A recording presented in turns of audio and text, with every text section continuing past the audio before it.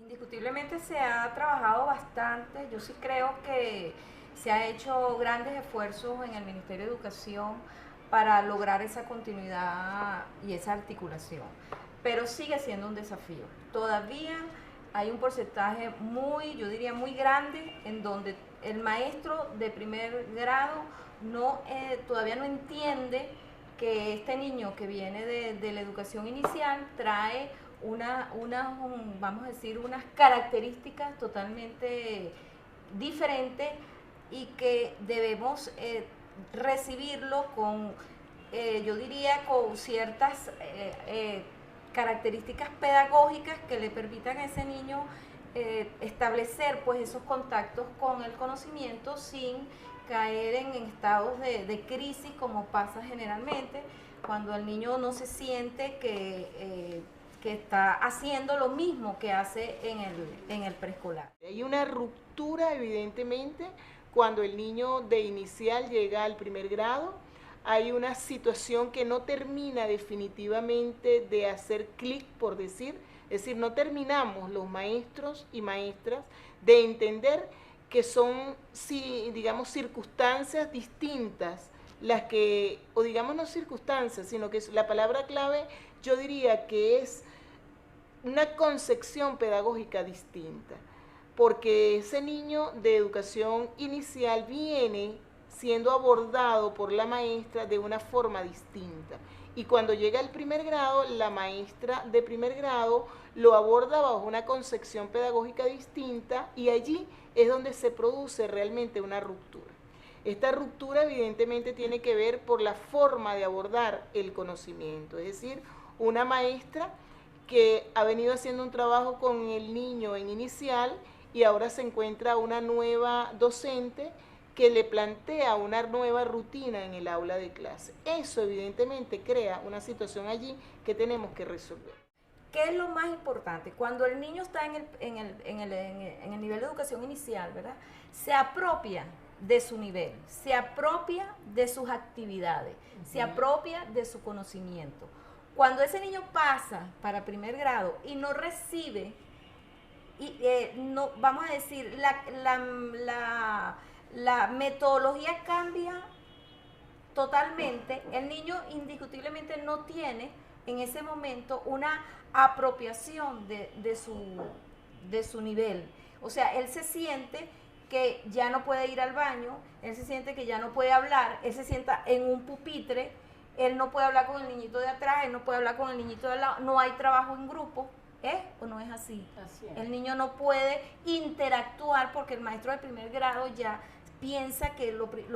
primero que hay pupitres, empezando que en educación inicial hay mesita y cuando pasas a primer grado hay pupitres. Hay niños, y yo lo tengo en mis investigaciones, que llegan a su casa y le dicen a su mamá, mamá, yo no conozco al niño que tengo atrás, no sé cómo es porque yo no me puedo voltear, no me lo permiten. Imagínate tú, tan importante que es la socialización en el nivel de educación inicial, cómo lo trabajamos, y cuando llegas a primer grado te dicen que tienes que estar sentado en un pupitre, que no te puedes mover, que no puedes pedir permiso, que no puedes ir al baño, que no puedes y que no puedes. Es allí también donde la organización de los ambientes de aprendizaje cobra un rol importante, donde no sé, como dice la profesora Sorelis, no se trata de mover la estructura de primaria, del primer grado, donde está estructurada por unos pupitres, por una pizarra, donde una docente es la que va a impartir los contenidos y llevarla a el último grupo de preescolar, sino es al revés, es llevar la estructura del preescolar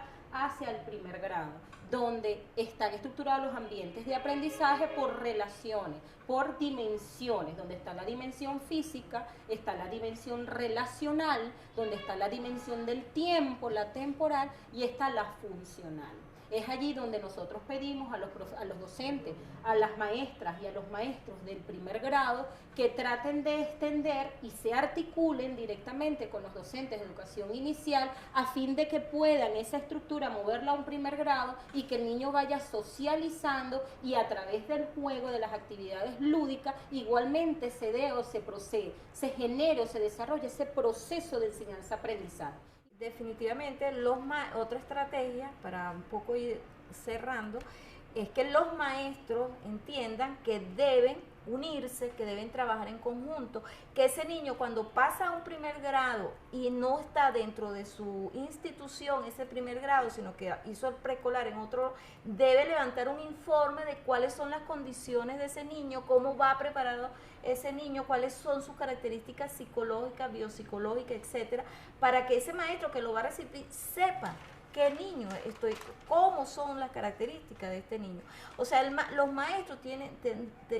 que tener claro que para lograr que ese pasaje sea lo más simple posible, tiene que haber comunicación entre ellos. Okay. Y para eso es indispensable que se dé entonces la entrega pedagógica.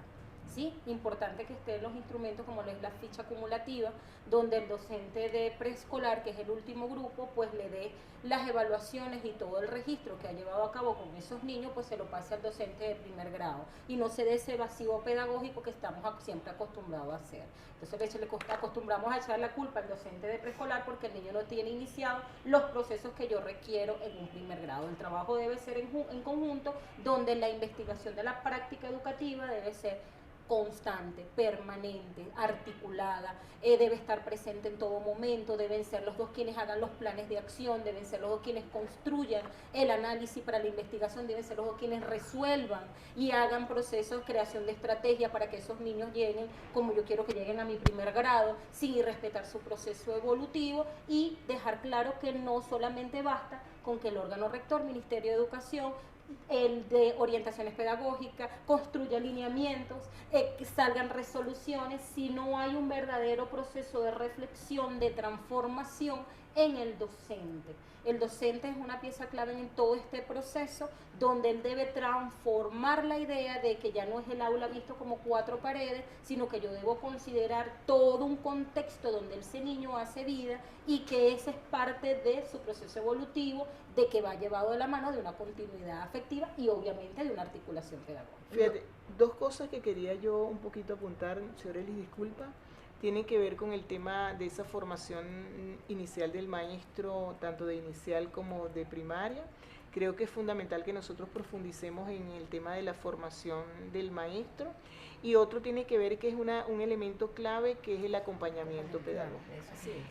Yo creo que algunas de las ideas que hemos manejado hoy aquí son esas ideas que ustedes en las mesas de trabajo deben discutir, deben apropiarse de ellas en el marco de estos congresos que se están realizando, que son espacios para el debate, para el intercambio, para la reflexión y posteriormente para la síntesis de ideas que nos permitan a nosotros orientar las propuestas, ¿no? Yo creo que fundamentalmente sería ver qué estamos haciendo con el tema de la continuidad afectiva y pedagógica, cómo lo estoy haciendo yo desde mi cotidianidad, qué cosas está haciendo, por ejemplo, el Ministerio del Poder Popular para la Educación, qué cosas estamos haciendo en nuestras instituciones educativas y cómo podemos mejorarla, porque en definitiva esa es la preocupación, cómo podemos ir avanzando hacia la profundización de una política educativa que nos permite entonces decir cómo vamos a desarrollar esa continuidad afectiva y pedagógica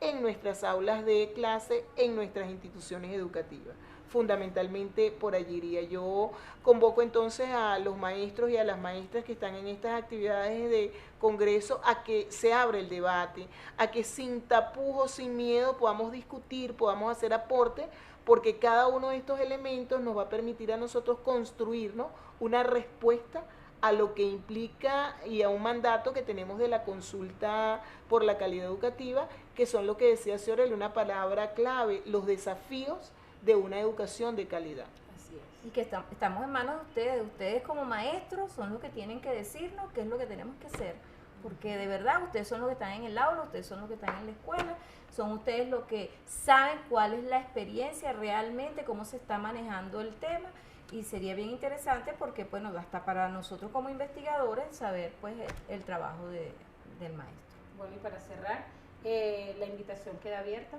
para el debate, para el discurso, para la socialización, desde cada una de sus experiencias,